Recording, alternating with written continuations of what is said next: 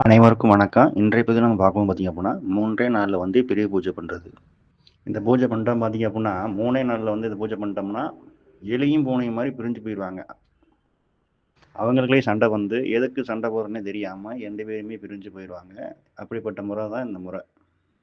இப்ப பார்த்தீங்க அப்படின்னா, நம்மட்ட வந்து ஒரு கேஸ் வந்திருக்குது. அந்த கேஸ் வந்து இப்ப வந்து பௌர்ணமி பண்ணியிருந்தோம். இது பண்ணதுக்கப்புறம் வந்து பார்த்தீங்க அப்படின்னா, இன்னைக்கு வந்து சக்சஸ் ஆகி இந்த அம்மா ஃபோன் பண்ணிட்டாங்க. நல்லா வந்து ஒரு ரிசல்ட் கிடைச்சிருக்கு அப்படின்னு.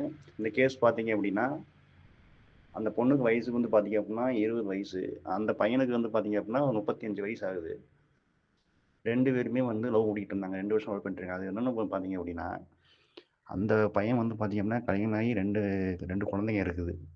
இந்த பொண்ணு வந்து 2 பேரு லவ் பண்ணிட்டு இருக்கிறது பார்த்தீங்க அப்படின்னா, இப்பதான் வந்து தெரிஞ்சு ஒரு 3 மாசத்துக்கு முன்னாடி தெரிஞ்சு தான் வந்து அவங்க வந்து வீட்ல கண்டிச்சிருக்காங்க, வச்சிருக்காங்க. அந்த அம்மா வந்து அந்த பேச்சையே வந்து கேட்காம பார்த்தீங்க அப்படின்னா, காலையில போறது, சாயந்தரம் தான் வர்றது.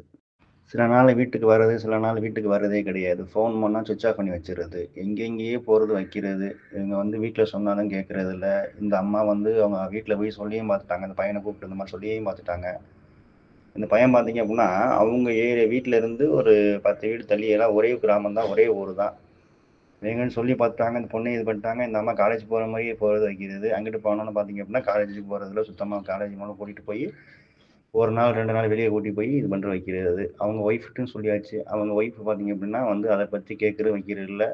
அந்த மாரி என்ன மாரி அவங்க சொன்னாலும் அந்த காது கேட்டு கேட்கற வைக்கிறது இல்ல. அந்த பையன் அந்த மாரி ஆஃப் பண்ணி வச்சிருக்கான் ஒய்ஃப். பொண்ணோட அம்மா பார்த்தீங்க அப்படின்னா, கேஸெல்லாம் குடுத்து பார்த்தீங்க அப்படின்னா, கேஸ் குடுத்து பெரிய பிரச்சனையாகி அந்த பொண்ணு சொல்லிருச்சாம் ஒரே இதா வந்து, "நான் அவன் கூட தான் வாழ்வேன், வைப்பேன். நான் வந்து இவன தவிர வேற யாரோடையும் பேச மாட்டேன், வைக்க மாட்டேன்னு" சொல்லிட்டு ஒரே பிடிவாதமா இருந்து, இவங்களும் வந்து அந்த பொண்ண வந்து பார்த்தீங்க அப்படின்னா வந்து அவங்க சொந்தக்காரங்க வீட்ல